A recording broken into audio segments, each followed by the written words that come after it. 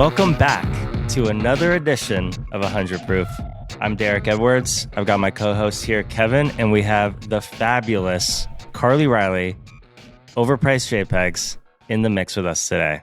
Carly, welcome. Thanks, guys. I'm so excited to be back. I have to say I'm quite jealous. Y'all are in studio and I'm remote in New York, but I know. I was bummed. I heard you were going to be on the show and I was like, okay, great. She's going to come out and hang. And then that's the only reason I'm here right now. I actually thought Carly was going to be here. Yeah.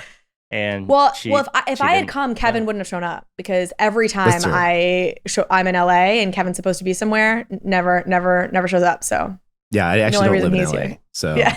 I know it's the big lie of proof.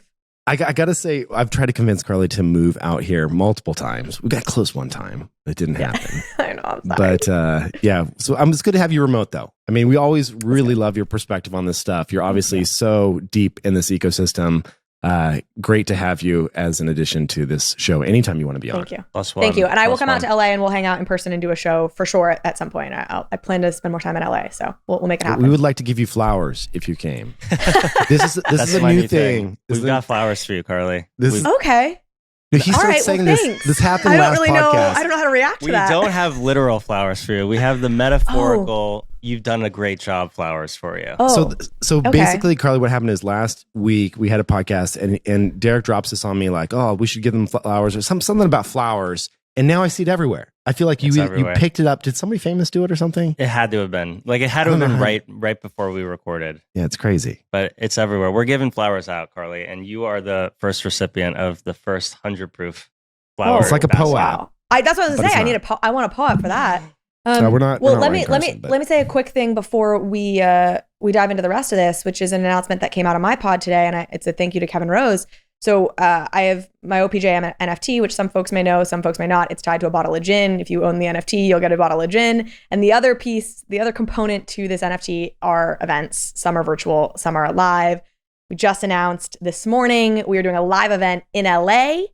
These are like live podcasts and then mingling and hanging out after the fact. And there's 2 guests we're doing during our LA trip. One we have not announced yet, but the one we have announced is the one and only Kevin Rose.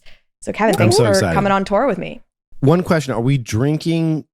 So was it just drinking, like we're hanging out, or are we actually talking about JPEGs? We're going to do it like we're going to talk about JPEGs. Yeah. Okay. We're going to get a little deep. We're going to try, deep, but also drinking. So whatever that looks like in the world of Kevin. And there's no pressure to drink the overpriced gin, but it's well, it's true. I've heard the random show, so I actually know what that. I know what it looks like. We'll get Tim to come out and talk about cock punch and I'm trying to get Tim. So I'll use you to lean on him. Okay. All right. Sorry. Go ahead. Take it back. No, let's do it. Yeah, we have a bunch of fun stories to chat about today. Real quick though, before we move on, is there a place that people can go to find out about your tour if they want to come see you live? Oh, great thought. There will be. So I'll give you guys a link to the NFT OPJ updates at OPJ updates. The Twitter handle is where we're doing like the running tally of things as they come out. We don't have a Discord. I'm pretty intentional about that, but this Twitter is a good place to go to see all the latest news. And then we'll have a website where folks can go and see about the tour. We're working on that with token proof because all the events are token proofed. Awesome. So thank you for asking that. Yeah. Yeah. Well, and thank you for helping out with Grails 3 too. That was both of you guys just absolutely crushed it. Oh, Carly, so you were fun. Great. You were so awesome. So were you.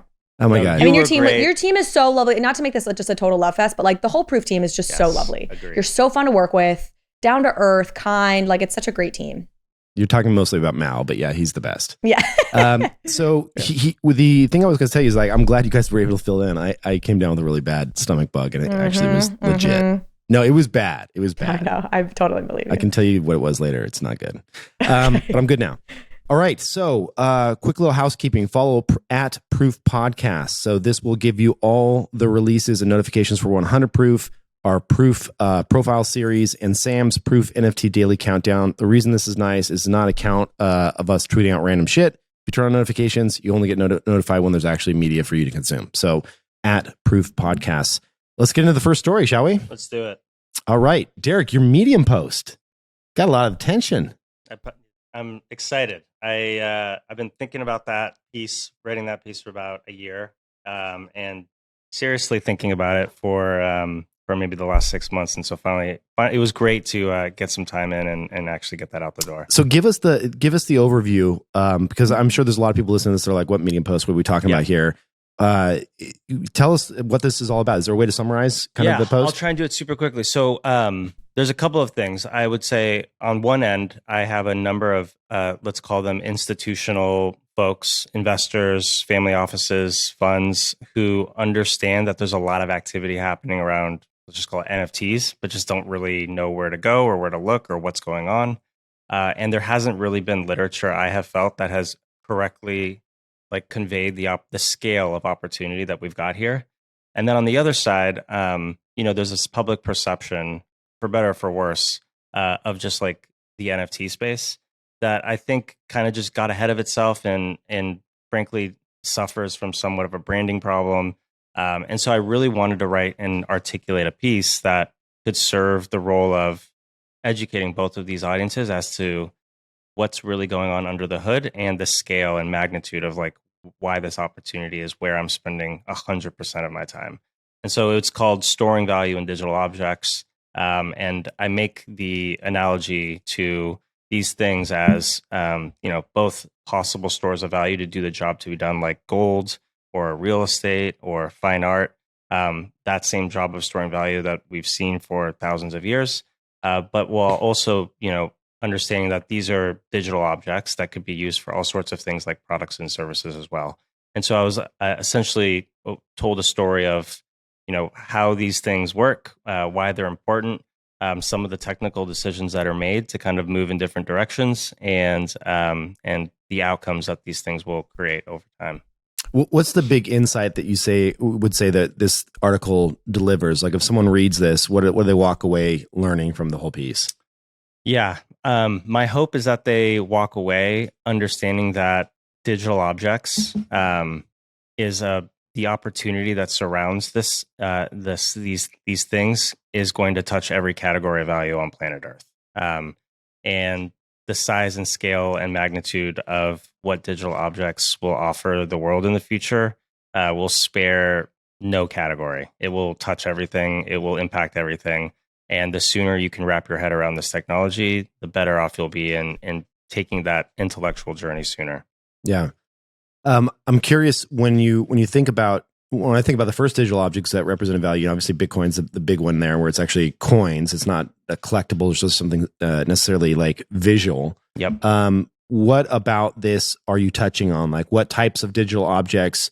When do you think this, do you think that this is are we going to see a transition from physical objects into more digital stores of value? Meaning, I know you referenced gold in the article. Yep. Like, do you see that transition happening with a more like younger, digitally native group moving into this? Like, I haven't bought gold ever.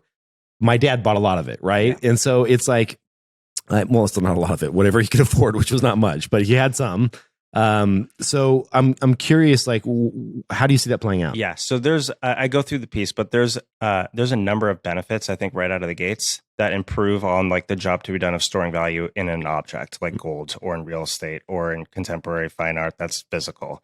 The fact that these are digital objects, the fact that we now have global markets, the fact that we can have, real-time provenance for everything and every activity that happens is just that wrapper, that now design space is so much more interesting to younger generations, but then also older generations that want the benefits of the internet around the objects that they store value in instead of, weeks-long settlement times or expensive storage facilities or third-party custodians, which, creates an intermediated risk of actually owning the things that you think you're owning. Right. The argument is like the design space of this actually unlocks a whole new way to store value and do that job to be done that's previously impossible. Yeah. Yeah. The thing that I'm really excited about, I've seen some of this, is you see actually the connection. You can tie digital objects to physicals as well. I mean, you're wearing a 9DCC shirt. Yep. I don't have to negotiate or figure out where to go buy that. I can just buy the NFT instantly and burn it if I want to. So I can use the real-time nature of NFTs to find settlement, day of or whatever it may be, and the liquidity that comes with that versus, in the old school days, like I would take like a, whatever Supreme shirt or whatever, take it on one of these marketplaces, especially marketplaces, take photos of it, put it up there, totally. Wait a certain amount of time, like hope the person PayPal's me, like all the horribleness of that is like completely gone, right? 100%. Yeah. Blockchains, it's two trends, right? It's like this idea of the world's information is actually becoming digital. Like that's trend one. Yeah. Trend two is we now have trust minimized ledgers to write all of that digitized information to. And the result, like the net effect of these two trends coming together is that it just rips out all of the fat. Like you no longer need all of these intermediated parties, all of these value extractors. You no longer require physical spaces or physical, constraints to be applied to the world's objects, which really are just information. So it's very exciting. The use cases here are tremendous, and I hope that this paper at least did somewhat of a job of educating, I think, audiences who understand that something special is happening here, but haven't really found the source material to figure out exactly what that is. I had a couple things that struck me as I was reading it, and it was awesome. And you had actually given me a bit of a heads up about this when we filmed for Grails, and even the little teaser you'd given me had stuck in my head. So I feel like one big takeaway I had was just like, if you're trying to invest in this space, like put your money in what you guys talk about all the time, like fine art. You know what I mean? Like because you make the point, and we've seen this play out in so many ways that I've talked about, but like if you are a practical use item, you are eventually or going to be priced according to what that use can give you. And I've talked a lot on my show about how like I think the space has historically always punished specificity and rewarded abstractness. Like if you're too specific about what you get from from owning a certain NFT, like the price is not going to pump. They're going to price it according to what that value is. It's the kind of gray area, what could be that allows things to pump. And I don't know how sustainable that'll be in the long term for things, but art is like, I want to put my investment money in store of value stuff, which is really the best category for that is fine art. So I kind of came away as like an investor reading your piece being like, okay, I want more, Grails pieces. Like I want art because I think that's, I'm trying to store value, I guess. think that's well said. I'll also say like, that's not to say that and I make this point towards the end of the piece, like products and services can be incredibly valuable, right? Like they are like there is a requirement that they need to actually serve the job to be done that they're aiming to serve, and the output of that, the outcome needs to be big enough to warrant like something that looks kind of like an investment opportunity, right? I mean, there's tons of things I buy day to day, whether it's like a meal or I took a Lyft to meet Kevin this morning. Like these are things that are being priced based on like the outcome they're creating. And I think the problem is that we've seen this space kind of conflate this idea of like an investment with like a product and a service that, ideally are valuable. Now, products and services on an individual basis can be incredibly valuable. Like there are reasons why people pay hundreds of thousands of dollars for certain products or millions of dollars for certain services. And we're going to see those outcomes with blockchains. But I just wanted to create like a delineation of like how to actually think about these things as categories of value and to make sure that we now have language by which to evaluate these things in different ways. Yeah. I think you did a great job. It's also the attention economy stuff that you draw attention to here that I think is so at the core of like why NFTs are interesting. Like in the attention economy, like, brands have to, I think, do more and more, like loyalty has to change in the face of just how much a fight for your attention there is digitally. I think you laid that out really well. I mean, I've been thinking about this in the context of like the Porsche NFT drop, where all of crypto Twitter, of course, is like, they were so bad. It was so stupid.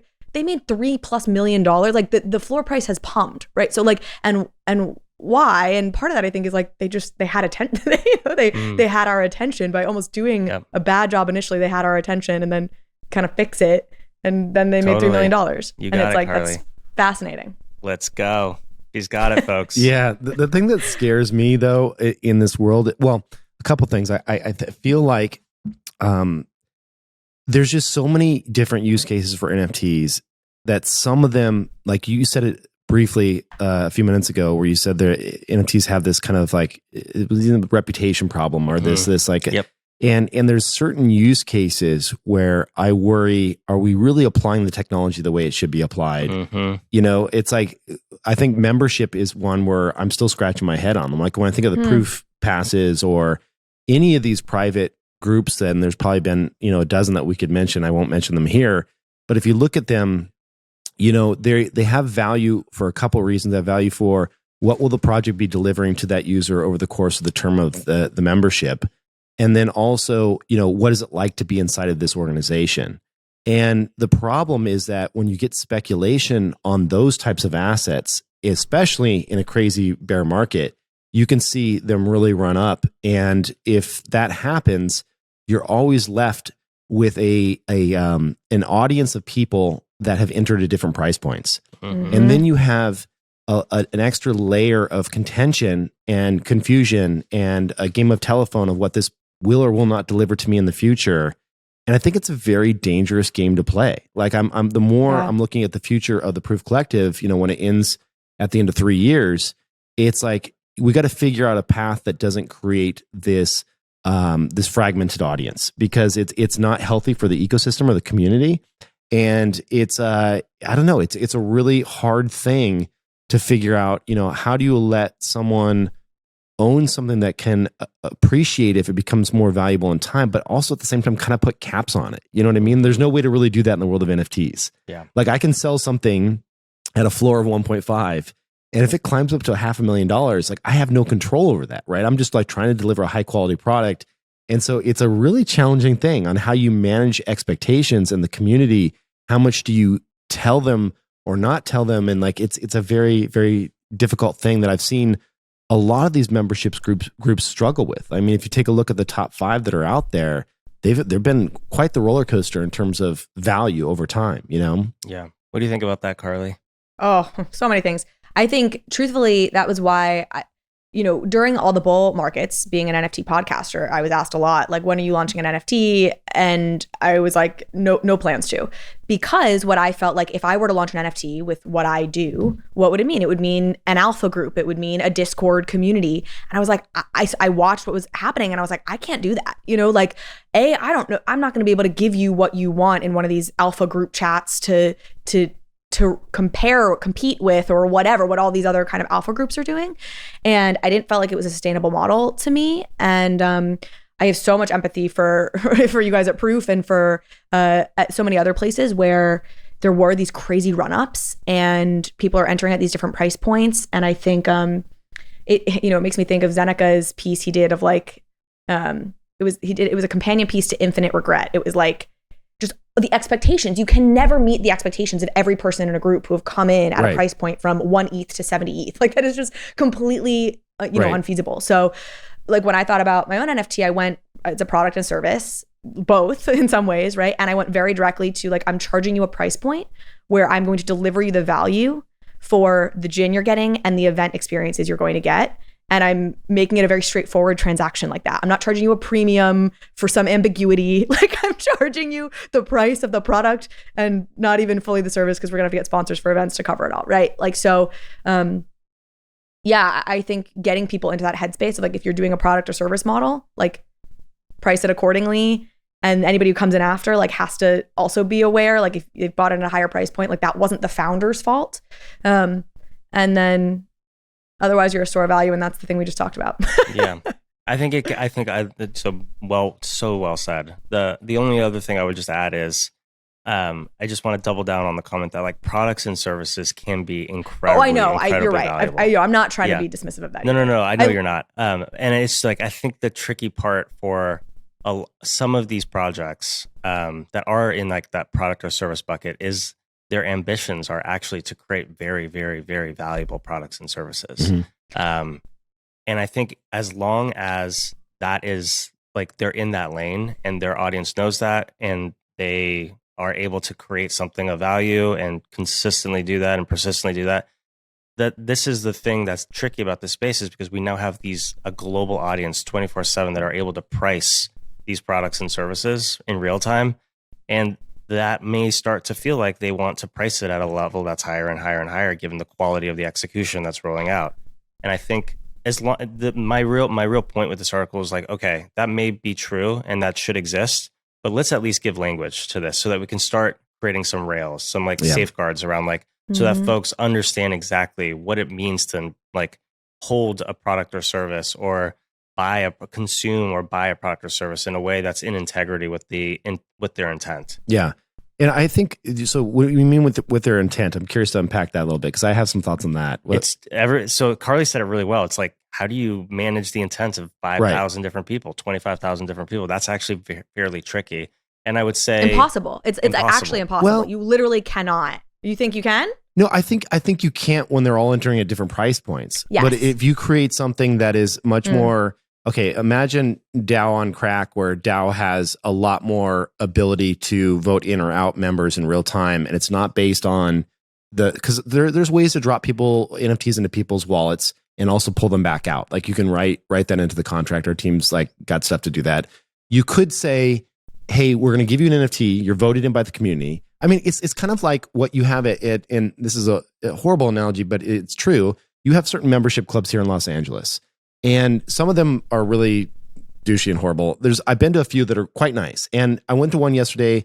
I met a really awesome guy there. We were sitting down. I'm not a member, but I went with him, and he's like, "This is a club that is not about how much money you have. It's not about how many movies you've been in, but it's about who you are as an individual." And they have a rigorous process to like for an application to come in and talk about what drives you creatively. And they want creative individuals to be a part of this. So there's artists, there's like all types and it's a very diverse group, which is fantastic.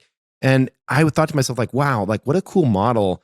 Because in the world of NFTs and Token NFTs, you don't know who's about to buy your NFT. It could be the most assholey person ever, or it could be a person that, and we see this at Proof, people buy and then just never even show up. So they're like, oh, I'm going to hold it for the Grails mints, but I'm never going to be a part of the community, right? So is there tooling that you can put in place that says, if you're a positive contributor to this ecosystem, to this community, that's how you get in, right? And it's not about, and that's how you're granted an NFT, and that's how NFTs are removed from you at the same time. And then you have access a la carte to a lot of the products and services that fall underneath that at a kind of cheaper price, right? So I don't know. I like that model better than what we're seeing.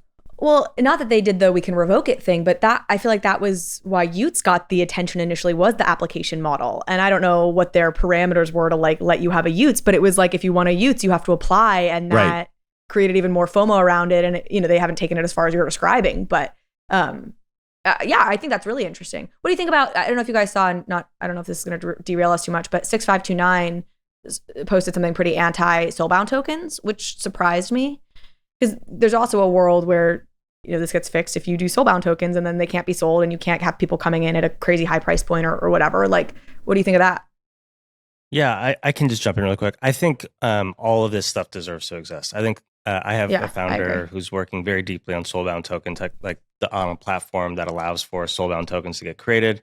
And I mean, if you think about the trend of just like, there's all this information being written to blockchains right now, and not very much of it is human readable. Soulbound tokens actually do a fairly good job of like surfacing out the potential configuration of on-chain activities, on-chain assets, on-chain affiliations into like a badge that can be shown in a human readable way. Like that to me is very valuable. Like being able to parse out all of the stuff I've done on-chain and say, here's a human readable manifestation of like my life on-chain. Like that's kind of cool.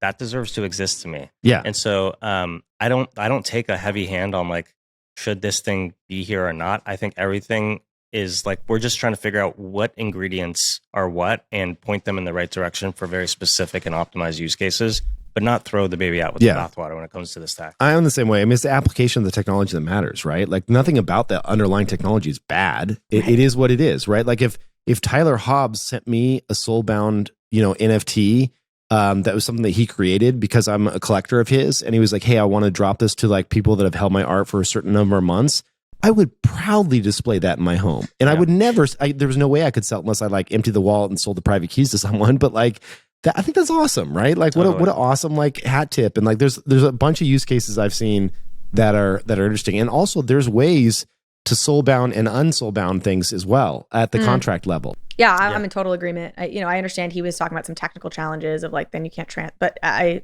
actually pretty bullish on the SBT thing.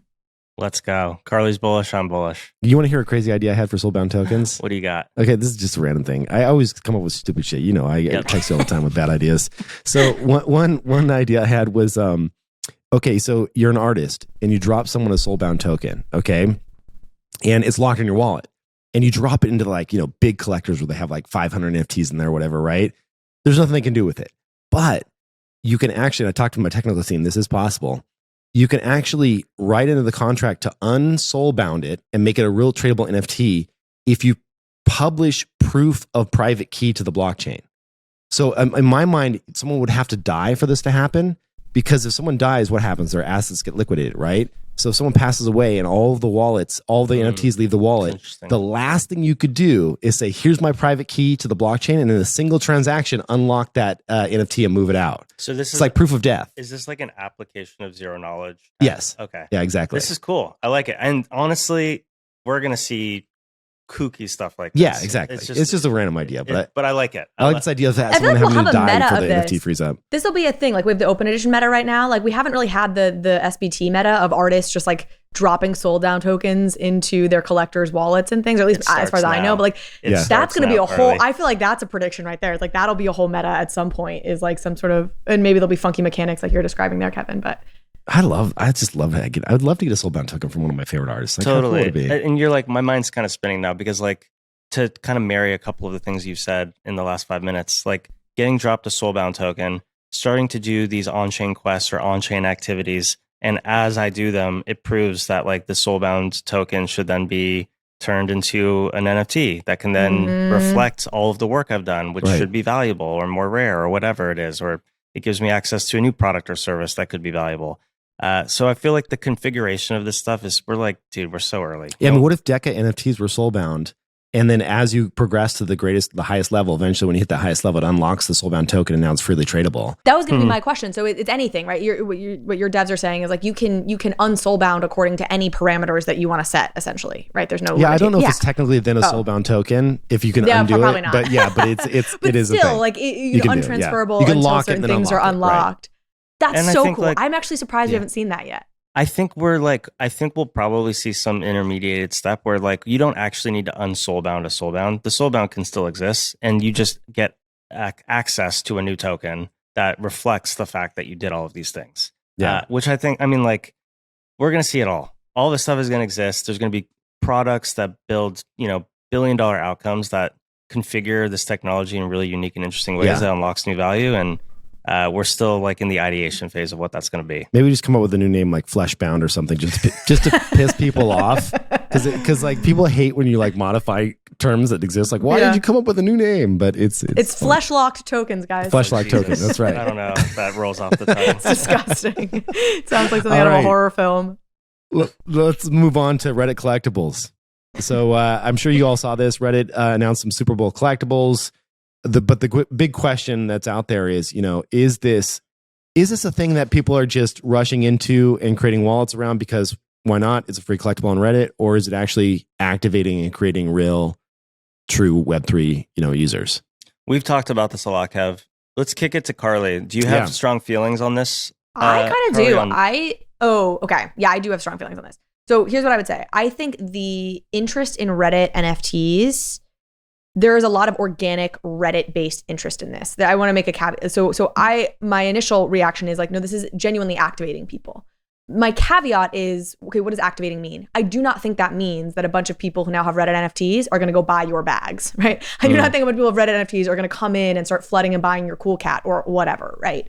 I do think there is this is not just like a hype cycle thing where it's a bunch of NFT people who are pumping up the price. Like, from everything I've seen, and I've talked to people at Reddit, and okay, they're biased, I suppose, but like there is an active community that has been having fun playing with these avatars, showing them off in Reddit communities, and I think there's a very genuine community there. I'm excited what they're doing on the token side, like that they're doing the kind of community points stuff as well, that I think is really interesting. I think this is genuine, and I'm excited about it. Again, with the caveat being that like that doesn't mean they're going to come, whatever, like start participating in all the other Web3 stuff immediately. Yeah. It's challenging when you have Web 2 properties that, you try to layer in Web3 tech.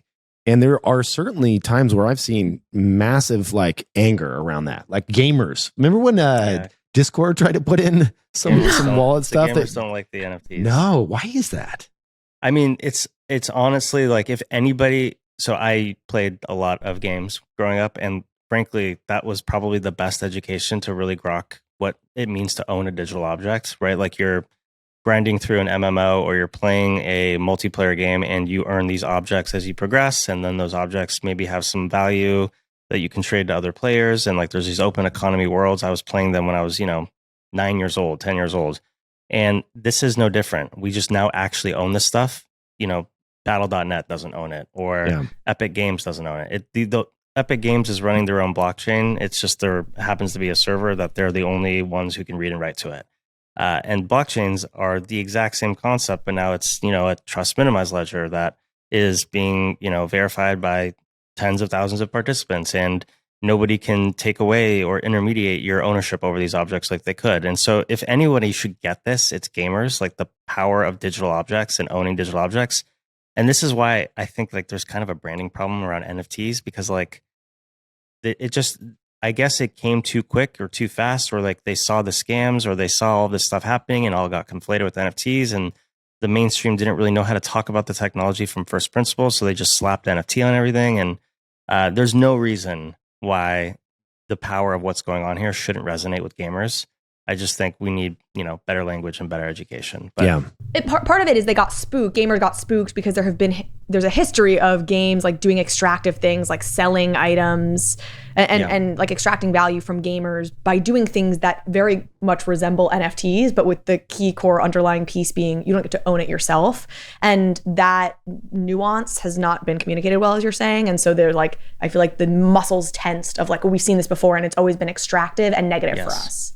Yeah, that's a valid point. I mean, I can see in Reddit's case, I think they've been really good at kind of slowly walking their way into the world of NFTs, and they haven't done it with a heavy hand. Like it's not like go create a special wallet or like learn about this new tech or here's your seed phrase. Like it's been very consumer. Like you don't even know you're doing it, right? Which is where I think a lot of mass adoption is eventually going to come from. You just won't even know. You're like, oh, I'm on Instagram and this is $100, Apple Pay done, and like I guess I have a wallet here somewhere, and this is my tab of digital collectibles. Totally, and it looks like it's working. I just got Sam's chart up here, and it looks like Reddit wallets has gone from a little under 2 million in October of 2022 to now over 6 million Reddit wallets that own a Reddit avatar on Polygon as of February 1st. Has Polygon won? What do you think, Carly? Has Polygon won? No, I think it's too early to declare a victory anywhere, but they're doing a great job. I still find the experience a bit clunky, as I imagine we all do. So I feel like I'm a little bit reserving anything until just the experience feels better. And, I do another podcast with Immutable X, so obviously I've got a bias with IMX there, who I think is doing a great job, speaking of gaming, like really carving out their lane as the gaming chain and sort of the radical focus on that side. So I think you'll have other chains that have maybe more like industry or technology specific applications. But I mean, Polygon's doing a hell of a job, that's for sure. Yeah. If I was going to put money somewhere. I think you said it right, which is like, I always come back to this when I think about like how to answer these questions, but like there's going to be trillions of use cases for blockchains. And the did Polygon win question, it's like the where my brain goes is like at what, right? Like I think they're very early and very good at like, having consumer applications that could be touched by presumably tens of millions of people here in not short order. Like to like have a lot of the data and asset and ownership exist on that environment. But there's going to be so many other use cases that may find benefit in being on a layer 2 or an Arbitrum or an Immutable or a Solana or whatever it may be. And that to me is definitely not it's way too early to say like where every use case will exist in the future. Right. I wonder if this doesn't get abstracted away eventually. Like when I log into my online bank, I don't ask them, is this a Windows box behind the scenes running this, or is this a Unix machine? Like I'm not like, I don't care. It just, as long as it functions, that's what I care about.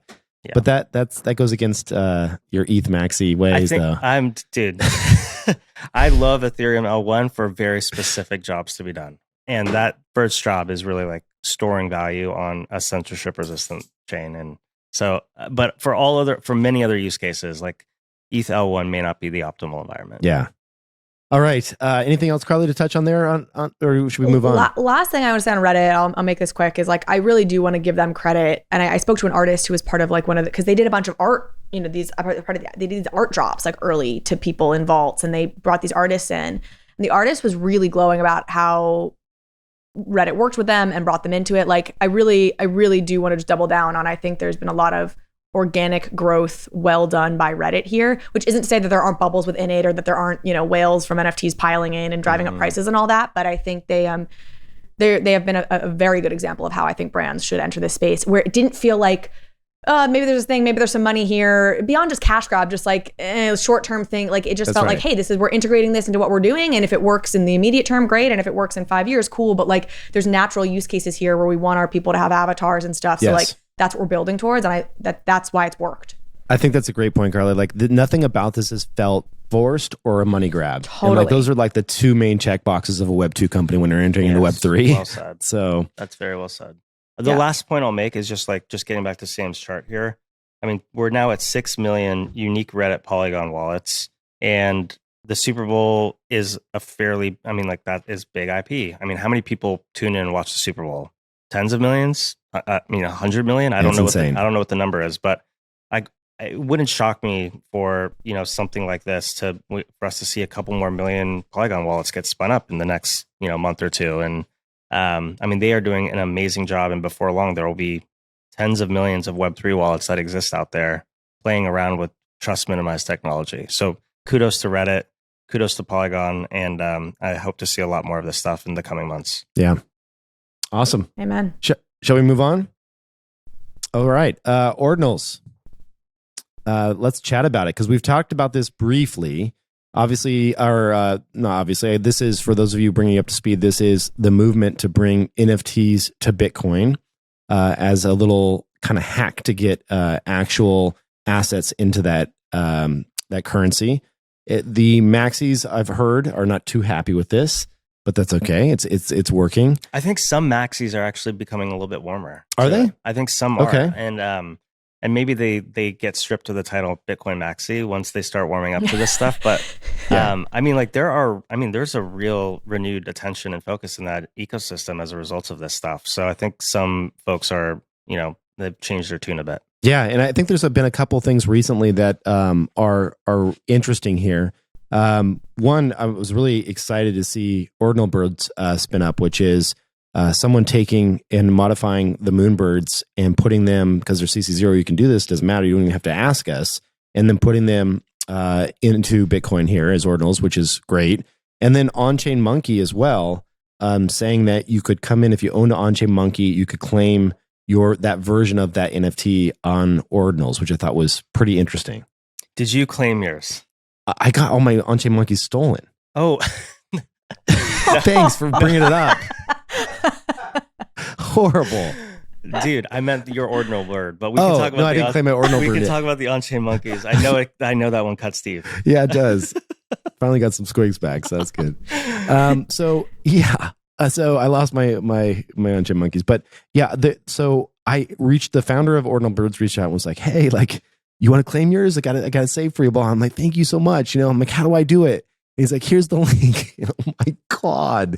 It is like, it's going to take me 3 hours to go through this. I got to run a full Bitcoin node and all this shit on my computer. And I'm just like, it's the good old days are back, which is kind of fun. Right. It is fun. It's actually, I'm going to carve out some time over the weekend. Are you going to claim yours? I am. That's awesome. It's just fun to play with this stuff. And God, man, I don't take a point of view on like what should be valuable over there or like what's getting created, but like it is legitimately fun to play around with this stuff. Yeah, I agree. Have you done anything, Carly, here on Ordinals yet? Have you collected anything? No, I not dissimilar to you, I guess, Kevin. Like I pulled up the Ordinal Punk spreadsheet and I was like, dope, noted, got it. Y'all are doing that. Like understood. That is how you're spending your time.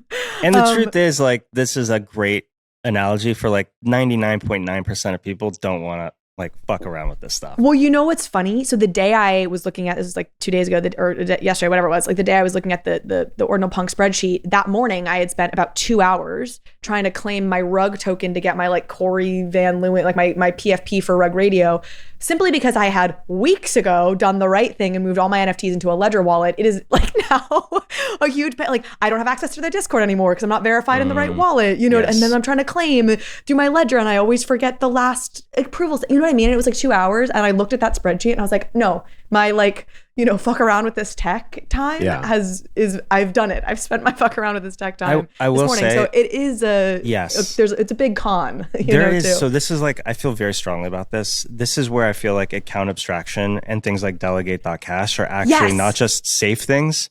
This will radically improve the design space for how products get built, because you no longer have to like lug around this, like cold wallet or like hardware wallet around with you just to like get into the Discord, or like to make sure that you qualify for this thing that you're not sure what it is, but you kind of want to play around with it, but you don't really want to like go through the work. And that's how I got hacked, by the way. You're describing exactly how I got hacked. I really do feel like account abstraction and being able to like take away, like silo off that from being able to use Web3 is such a design space upgrade for like being able to create compelling products that eliminate all friction. Yeah, I agree. It's we're not seeing the mass adoption stuff yet, and it is like hugely this. Like I spent like 2 hours doing this, and I was like, this is insane. Like I am so deep in this space.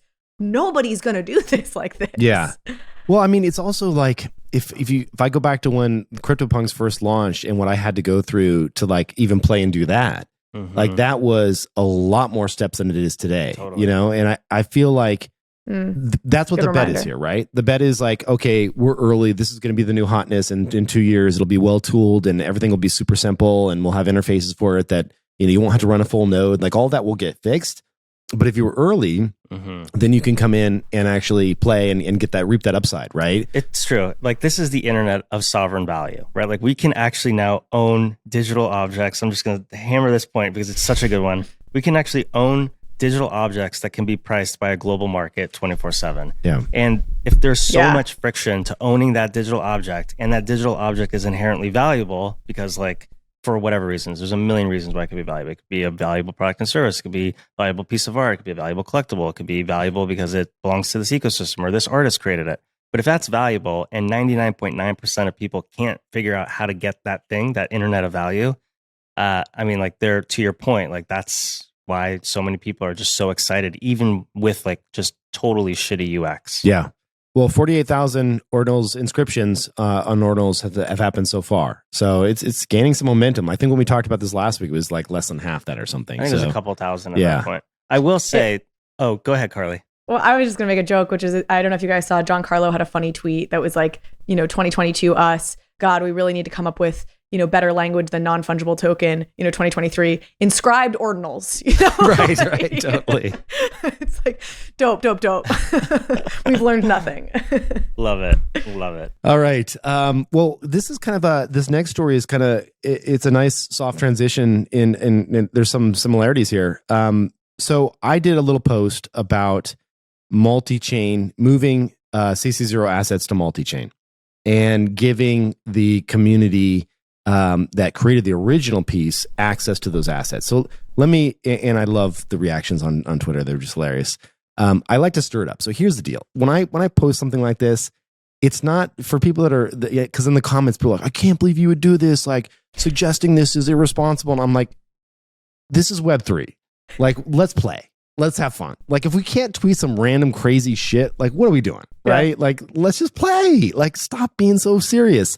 And so anyway, I tweeted out a random idea and it got a lot of attention, which is great. Like, I love like creating little mini like things like this because it creates debate, which is healthy. We learn things. We learn what not to do. We learn what to do. Like, I like this. So I tweeted out a piece that said, what if, because Moonbirds are CC0. And this was inspired because I saw the Ordinal Birds pop up and I saw what Unchained Monkey was doing, right? So the Ordinal Birds popped up, which said, oh, we're going to take an asset that is CC0. We're going to move it, modify it slightly to a different chain, and we're going to try and get that chain excited about these assets. Now, in my mind, this is a great thing because what it does is it brings in a whole new community into your lore, into your ecosystem, gets them excited about who you are as a project, and it widens the base of excited parties about said project, which I would imagine would bring value back to the original, right? Like, I own a very beat up, shitty version of X-Men #1, the very first X-Men, and I'm stoked every time there's a new X-Men movie. I'm not pissed. I'm stoked because it brings more attention and value back to that original collectible. So that's kind of like what I was excited about here. And then I thought, okay, well, what if you played this out to the extreme? So what is the extreme version of this? The extreme version is that you say that every moonbird has the ability to nest and hatch offspring, right? And those offspring don't appear on Ethereum, but they appear on all of these other chains. So you're truly decentralizing your decentralization, Maxi. Yeah, I'm sure you probably are too, Carly. You're truly actually creating. I love that you're like, I don't know. Well, creator royalties make it a more complicated thing. Anyways, continue. Okay, so what you're doing though is, in essence, you're almost like creating like a RAID array on other chains. You're saying even if ETH fails, the Moonbird's lore will live on these other chains. Not that ETH is going to fail, and you're also saying that because it's CC0, the original owner has the ability to decide whether they want their asset to be duplicated on other chains. So it's at their discretion, at their option to go and pull the trigger on this. So an example would be, I'm just making this up. Please, people do not, you're going to say I said this and it's in stone, so whatever. But this is just an example of what could happen. You could say Solana's launched. Come into the interface, use your proof that you own a Moonbird, delegate, of course. You log in and it says, great, we see that you own these 2 Moonbirds. What's a Solana address that you would like them minted to? Put in the Solana address, click mint. Behind the scenes, we spin up the minting contract on Solana. We push out 2 new Moonbirds with custom backgrounds so they look different. It doesn't look like your original bird. Well, it does look like your original bird, but it's clearly different because we can do the famous purple and pink, Solana background or whatever we decide to add on top of it. And now they own that as a new asset. They can collect it. They can sell it. They can do whatever they want. And we do that across every single major chain. And I think I would put Tezos in that group. Would you put Tezos in that group as a major chain? I would put Tezos in that group. Is it Tezos or Tezos? Am I saying it wrong? I don't know. It both sound great. Tezos sound like taser to me, but I don't know. Anyway, so with Tezos, I would it's Tezos, I think. I would put several chains in that bucket and let people decide and vote in new chains and allow them to expand the ecosystem that way. And then, we could create separate discords for those people. They would have their own Solana Moonbirds. It wouldn't interfere with the major Moonbirds. I don't see a lot of downside there, but it got a lot of interesting votes and a lot of interesting comments. Okay. I have, so well said. Okay. All well said. This is gonna be a fun one. Carly, we're gonna kick this to you first. Oh, interesting. What are your thoughts? We talked about this briefly at the top of the show. I voted yes, do it. Oh. I voted with you, Kevin. Like, hell yeah. I've put very little thought into this. So the gut reaction for me was everything you just said. And also, folks can go along and it's CC0. They can go do this across all the chains anyway. Right. Why not have it benefit the original holders, first and foremost? And yes. So that was where my logic started, ended, and now Derek ended. hit us with it. I saw this 10 minutes ago, and then we started recording, y'all. Yeah, I didn't have hours fair. I appreciate your quick. I have been thinking about this for 12 hours straight, Carly. No. I will just vomit a bunch of things that I think. The first is, just to set the stage, I think you have one of the best product minds in this space. I appreciate that. But I think folks... But you think this is wrong. But No. I think folks are quick to say, like, what's he talking about? Like, why would they do this without realizing that the creative process for anyone, but especially for you, is we're going to generate a whole bunch of ideas. And we're going to figure them out and work through them. And then we'll eventually distill them down to something that's actually like a sellable output. I think people see this first thing and they're like, well, that's wrong for these reasons. That will never work. And then they're on your back. Right. So I just want to give a word to the space here that that's just not how the creative process works, especially for people who generate at the creative output that you do. So that's the first thing I'll say. The second thing I'll say is, I like the idea of being able to tap into these other ecosystems, but the thing that I'm always thinking about is can you do it in a way that actually creates economic that feels like it's not totally diluting the economics that are associated or why people are excited about the project. So if you think about, I guess what I'm saying is if you're merely just copying and pasting as the Moonbird sanctioned expansion, if you're just copying and pasting the same art that Justin crushed on this first one and just putting it on other chains, I can't for the life of me figure out why somebody would want to buy this second or third tier or fourth tier output on this other chain and have that thing actually pay for that product or service. Well, you would do it. I thought about this, and I think you're right when it comes to just the masses of 10,000 collection. Yes. There are certain people that you would probably look up to. I thought of it more as like a fun, okay, you have a Moonbird. Yeah. I want one of yours because it's freaking awesome. I got one of Derek's Moonbirds. It's like a way that we can bond that way. You send me one. You're like, hey, I got you one of mine. It's Solana. I'm like, cool. Totally. Like, that's cool to show my house because it reminds me of my friend, blah, blah, right?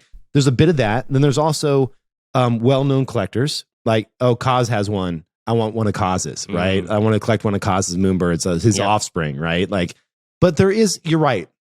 You could go in and modify it. You could say the bird looks different, but it's based inherently on the traits. So it's not, you wouldn't look at a new bird and say like, that looks completely different than the original, but it truly is an offspring.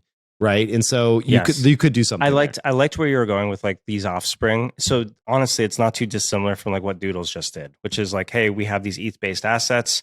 We're going to migrate to Flow. We're now going to let you unbundle the asset that you had originally on Ethereum onto the Flow blockchain. And these like parsable component parts that will now have their own value, and they're all going to be different NFTs, but they're all kind of associated with the original one. And we're going to create a new economy on this new chain. Yeah. And I think that's going to work. I mean, I think there is reasons why people would want to buy the hat from your doodle or like the shirt from your doodle because there's only X amount of them, and there's an economy that gets built around these different traits and rarities. And it's harder to wrap your head around though, because like individual pieces is harder than I just have one on this collection. Right? I agree, and I guess where I'm getting at is like I think there's actually something very interesting about like what does it mean to like go community by community to these different chains and start planting a Moonbird's flag on all of them. Like that is compelling to me. Right. Well, also because you're playing into the maxis of that chain, right? Like I know people that don't have an ETH address that only have Solana. Because there are absolutely Solana maxis out there, right? And that's fine. That's awesome, right? Like they're a big fan of that chain for any number of reasons, and there are quite a few. And that exists on every single chain, right? Like when I talked to John with all the J's, he's a very famous artist on Tezos, right? And I said, hey, do you want to be, I can't remember if I was inviting him into Grails. I would love to have you, John, if you want to be a Grails artist. But I was inviting him to something to do a drop with our community. I said, hey, we do it on Ethereum. He's like, no, I'm Tezos, And at the time, it was not a green cryptocurrency. I think that was his main kind of like pushback back then. But there are people that just want to stay on specific chains and collect on specific chains. And this is saying, let's activate those communities and let's champion this as a larger brand and activate those communities. So that's all. I agree that there's a lot of devil in the details here, and a lot of tweaks that you could do on this whole thing. There's something here that's very I feel like there's something there though. And I feel like that nuance got lost in the poll because I would vote no on this poll. Oh yeah. But I would vote yes on this idea, like you guys. I'm still confused. Why? I still don't even understand why you vote no on the poll. Like I actually still don't understand why people don't want. So I think the way the poll is written is like it's not totally clear why the outputs on these different chains are going to be valuable. There's also this thing around like if it really means just like a one-to-one mapping, like are there trust assumptions about storing your Moonbird that you own on the world's most secure blockchain and then having it live in this like protocol or this platform that's like got some security risk around it just so you can access it on this other chain where there's maybe not that much activity happening, and then what's the point? Well, they're decoupled, right? So they're not linked. So I think this is where like I read this and I was like, there's a number of ways that this could get executed, and I'm not sure that is being totally. And I think people are looking at this. But you actually think that's why people voted no here? Because I'm like, you're like a very deep thinker, and I'm wondering how many people on Twitter were like really going there. Well, I think that could have been where some folks went. I think it could be that some folks were like, well, why are we just creating more outputs? Like when we like, there should be like a thoughtfulness around like the economy of assets that exist. Like, why are we just willy-nilly just like creating stuff? And I think the messaging that Kevin is describing, which is like, there's actually a thoughtful way to expand and plant a flag in all these communities that doesn't maybe detract from like the economics around the original project. I think that got lost in this, which is why I think there may have been more no's than yes, at least when I looked at this. But like the spirit of the idea here, I mean, like it's pretty conceptually interesting. Like I think there's definitely something here. Yeah. It's gonna be a fun one to pick apart. I please know that if you read that post and there was somebody on there that said like, I can't believe you put this up for a Twitter vote. Like I was doing a Twitter vote just for the hell of it. Like I wasn't being like, hey, let's make a decision here. Like this is, and I'm a fan of. I'm so immune to it because like you have so many ideas. Yeah, I'm a fan of new ideas, which is the way the creative process should work. Yeah, it's all about like And if we can't talk about them, exactly. what the hell? No. We should be able to say this is a wild idea. This is where the community gets hypocritical. I mean, the community just writ large in NFT, where it's like, oh, building together. And then the second somebody throws out an idea, they're like, how dare you, blah, blah. You're like, you're the one who said you wanted co-creation. Like, what the hell? Right, exactly.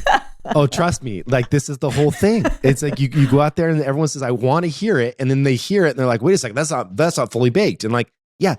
New ideas are fragile as hell. I think what like folks don't realize is you actually have so many ideas that are further along in like the optimization funnel that are like humongous ideas that they have no idea about, and they're maybe waiting. They're like conflating the stage that those things are at with like this off the cuff tweet. Right. And so maybe it's like I'm not going to police you, dude. Do it, whatever you want. But like, it could be thoughtful to say like, have like a tag next to like your tweets that are like early stage idea, or like one that's dude, I've tried all this. On Discord, I put a thing being like, this is a heavily caveated the shit out of a post that I did one time in Discord. That was like, I literally just woke up with this idea. Like I said, I like woke up, random idea. What if we, and then multiple people said, I thought you were going to do this because you said it. And I'm like, I said here, like 5 times on the post that it was not a real idea. It was just a brainstorming exercise. Totally. Because I want to bring people along for the ride. Exactly. Like, good ideas can get surfaced from the community if you bring people along from the ride. But some people don't want that. So it's a challenging thing. Yeah, you've got a tricky challenge in front of you. Yeah. Anyway, that was a fun idea. Let's move on to the next one. All right, before we move on to the next story, I want to tell you, we have actually a really awesome interview that Sam did with William Mapan, who's a fantastic generative artist. I have been fortunate enough to collect a couple of his pieces, his Dragons on Tezos. Awesome. Do you hold one? I don't. I've seen yours. I think the collection's stellar. It is great. And I apologize to all the Tezos maxes out there from last week's conversation. I have a lot of Tezos NFTs. I'm kevinrose.tez. I do love what's going on over there. I don't think the chain's dying. Sometimes you say stuff just as a joke, and then people are like, "Kevin said it's." I don't think trust me, I have a lot of NFTs. I would sell. They didn't like that very much, dude. They really, I know. Well, listen, you're the maxi. Sometimes your maxiness bleeds over. Sorry about that. I apologize. So yeah, William Mapan. He's an artist and coder based in Paris, France. Let's take a quick little look at this clip that's coming out next week.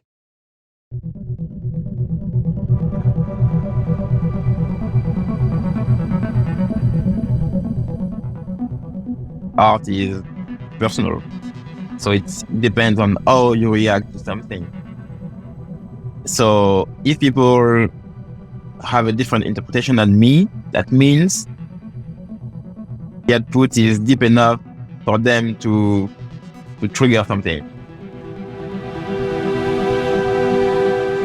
Long form generative art takes a lot of mental energy and even physical energy. Your job as the artist is to control more or less the algorithm and to have the less surprise possible. But at the end of the day, surprises happen.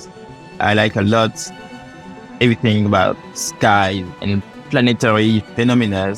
I wanted to study anticyclones, but the name of the series, their effects on the planets is amazing. They just push away everything that you don't like rain, darkness, cloud. I wanted to put all this into one single piece. So it was a challenge, definitely, for me to be able to do something like this, but I'm glad because it pushed me way beyond my limits. I have this balance where I loved coding so much and didn't care about art at all. And then little by little, I started to love more art and to inverse the balance. At some point, I wanted to just make artwork with code. So I started doing this a lot, maybe every day.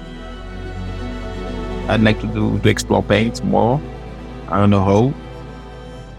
AI, maybe. I don't know. Just have fun continuing to explore stuff, to maybe stumble on something new. You never know. That's the good thing about generative art. You never know. All right.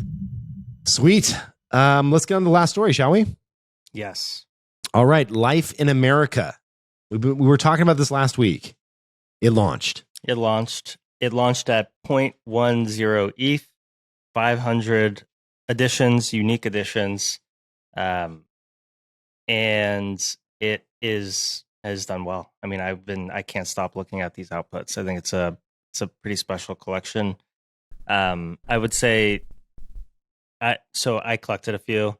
I think this piece is just like, this whole collection is really resonating with folks as like a really great manifestation of what AI art, through, in this case, the vehicle of like post photography, can really do and mean and storytell.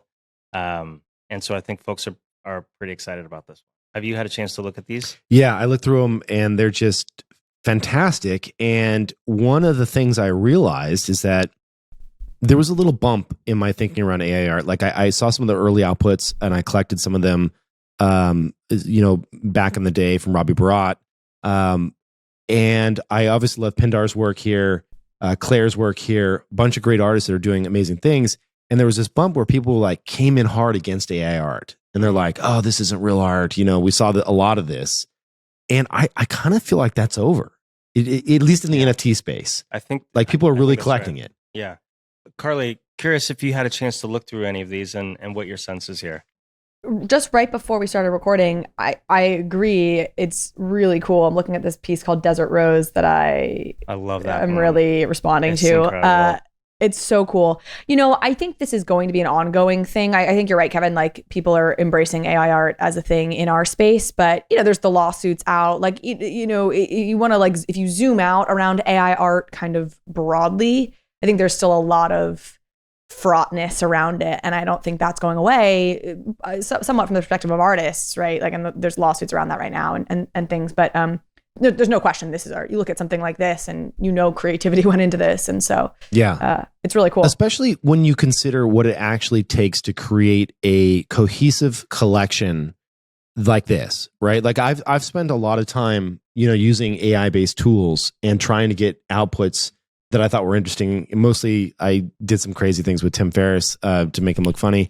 I was sending him to friends, you do this and then you send them over to friends and it's fun, but you realize the art of like typing it, the prompt art, like it is, to get something that is amazing, oftentimes requires like 30 plus keywords, like on the prompt side, to really pull it off. And then you can actually train and add in your own data on top of that to train specific models a little bit more tailored to what you're looking for on the output side. So it doesn't have to be, I just came up with 30 words. It can be, I came up with 30 words plus I've put in my own training data set as well. So it's real work and creativity that goes into this process. It's not just a magic button that you hit and like out pops an amazing image. I'm going to talk a little bit about the technical creativity, to your point, Kevin, and then talk a little bit about the conceptual creativity that went into this, because I think both of these things are working so well and in harmony with one another in this collection. So on the technical creativity, and he goes into this on his website, for the creation of all 500 of these pieces in the collection, 35,000 images were initially generated, after which 15,000 in-painting images were generated to enhance certain elements. And after that, each of the images were generated in high res and upscaled further with AI. And then he went in and edited by hand. And so he used multiple models. These models were trained by him. He's got like a creative process that expands it. Like the use of AI here is like pretty expansive. And I would say, just from a technical creativity perspective, like you really see that parsed out with like the work that you actually end up looking at in this collection. I would say on the conceptual creativity side, there's a Twitter handle, Ballon_art, so Ballon.eth, who wrote something that I really, really enjoyed. He wrote, "This project resonates with me because it bridges so much of what makes photography great with so much of what makes AI compelling. We're watching a new art form develop before our eyes. It's an exciting development at the boundaries of what is possible artistically. It continues to be published." And so I think this is just, from both a technical perspective and a conceptual and creativity perspective, this is just it feels like a watershed moment. I'll also say there's something about, and we talked about brain drops last week, but like, even if you go back to those original Genesis pieces, the one by Pindar, the collection by Pindar and Claire and Gene Kogan, and you start going through over the last 18 months of drops on brain drops, you start to see like the evolution of what AI has been. And it's almost like this amazing time capsule to see what we're looking at now with this drop and some of like the earliest work that was on Braindrops. And we can chart the line back to the early Barat stuff or the early Pindar stuff. But even being able to see these models change and the creative process around these models change, it just in the last 2.5 years is so conceptually. Oh, it's like an order of magnitude better than it was. It's crazy. Totally. And it's fascinating to watch that evolution and have that recorded on this public database for everyone to enjoy. It's pretty awesome stuff. Yeah. It started clicking for me actually in part because of Tim Ferriss, who came on my podcast, which was awesome. And you all hooked me up with that. So thank you, the Proof team. And he did that like AI art competition for Cock Punch. And the task was to make, AI renderings of the cock punches or whatever, but you had to show your process. You had to show your prompts. So I went in to some of the threads he had posted of them and was able to go in and look at the prompts that people were putting in to generate the bird. And I'd recommend, like, people should go check that out, because that's where you start to see, like, oh my God, like, right. The technical specificity that's being put into, the prompts on that side, like into these AI machines to get the outputs. Like, it's not just like, rooster with a beak, with white beak, you know what I mean? It's like whatever you're doing with this stuff, it's a hell of a lot more than that. So that was where I sort of really was like, oh wow, yeah, like this is a respect, you got to respect this. And you describe what into this, Eric, and it's like, it's that much more than just the prompts, and it's several layers on top of that. And it's amazing. Yeah. I bought that broad about a year ago, and maybe a little longer now. And the bet there was, let's go in heavy on AI, early AI art, because it will look so dramatically different than the later stage stuff. It'll be visually apparent instantly how bad it was back in the day, right? And there'll be a beauty that comes with that. And so I'm still thinking, do I go pick up a few more early pieces? Like, because you have to imagine a decade from now, there's a couple big ifs. If NFTs get mass adoption, they really work, which we'll see where everything recovers, but I think we'll get there, especially in the high-end art world. I think it'll survive and that'll flourish. And AI art continues to be a dominant force in the future of all things art and graphic design and everything else, which I think that it's no doubt that's going to be a thing. Will people, look back like they did with the early days of CryptoPunks or whatever and say, hey, these were the first people to do it? Does value transfer in that direction? And I think the answer will be yes. That's my bet. I think it's possible, and I think it may be even probable given what we've seen. Like, early indications are saying that might be true. Yeah, I mean, so these are trading at 2.6997 ETH right now. There's been 549 ETH of volume, 70% unique owners. I love to see a high unique owner account. That's huge. Very cool. So, but that said, there's not many. There's only 500. There's only 348 owners here. Yeah. So, don't go buy these based on our bullishness of the space. There's going to be great. I mean, there's going to be so much great art. There's so much great art. And there continues to be so much great art. And so this is not like a point to say like, hey, you need to be picking this up immediately.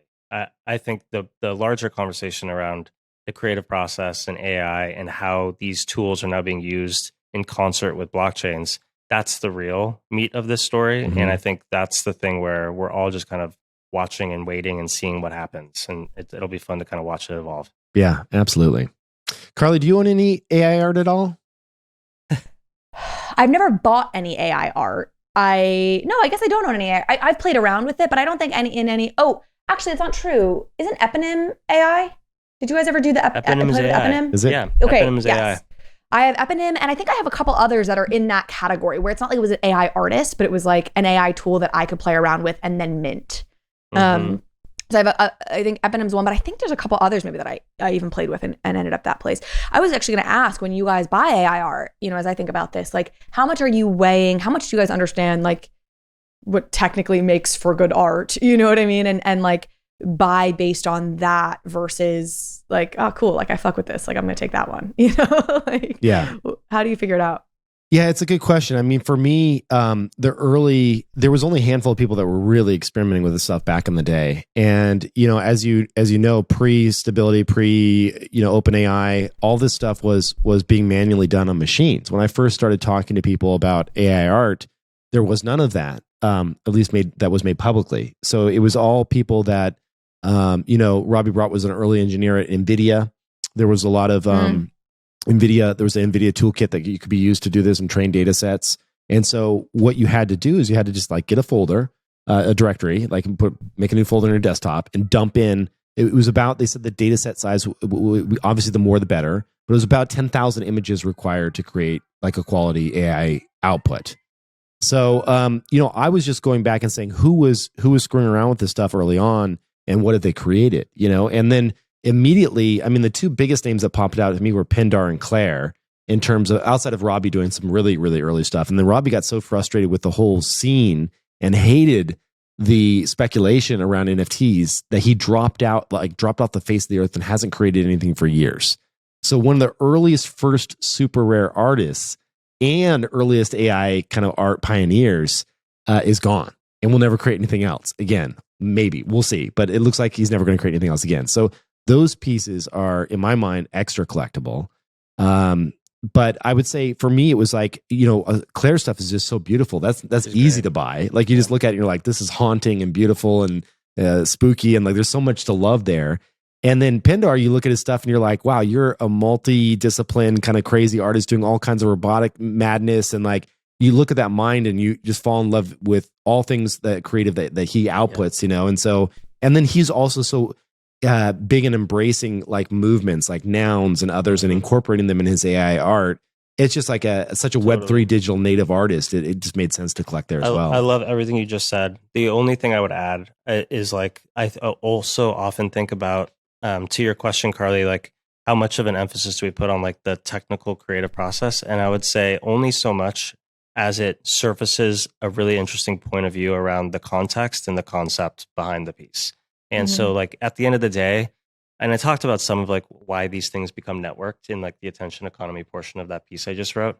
And there's lots of factors, not least of which I think like point of view and like concept is so important. Especially if you pattern match to why people collect art in contemporary art circles or at auction. And it's often it can be because there's a point of view or it's standing on the shoulders of some other point of view, or you're taking the work in a new creative direction and you're trying to say something, and all of that's kind of being married to the process and the technology that you use to empower that vision. And so I think a lot of people who look at this, I think the real kind of question underneath is like, is there a bar that I don't have, like a sophistication that I don't have in being able to evaluate what is interesting or consumable? And my like the way I would respond to that is like, I think everyone actually has the ability to like unearth like the creative process from this work, and don't let the fact that you may not know exactly how something was made to prevent you from enjoying something or from like really trying to understand it. Yeah. I think I have a little bit of that intimidation, even with art blocks, because I've been tracking art blocks for so long, but I always feel like I like never know the right entry point. You know what I mean? Like yes. I always feel it, and I feel like it's an intimidating environment because it's so much now, and there's people who are so deep into it, and you're like, when and where do I enter this stuff? I think is intimidating. I would say like some other things that could be useful is like, let's just take art blocks, because I think that's a great example. Like they have a curated section, which basically is the more expensive. Well, and I think it's because like decentralized, a group of curators are saying like, we think that this is a standout project and here's why. And like, there's a piece that's written about the project before it launches, and you can kind of generate the mints, like possibility of mints beforehand to kind of see what the outputs look like. And then you can go to Playground or the other kind of parts of art blocks. Right. And like, those are also awesome. And like, there's lots of great work that drops there. I guess my point is more like, for people who don't feel like they have the technical bar to like understand why this algo is interesting, there is like context that's surfaced, that you can look anywhere. You can look at it in Discord. You can read about it on the homepage of Artblocks. You can see signals like the fact that this is on Curated and not Playground is like a bar was reached. And so there's lots of like soft signaling that happens, and maybe this is a very social technology. So like there's information everywhere.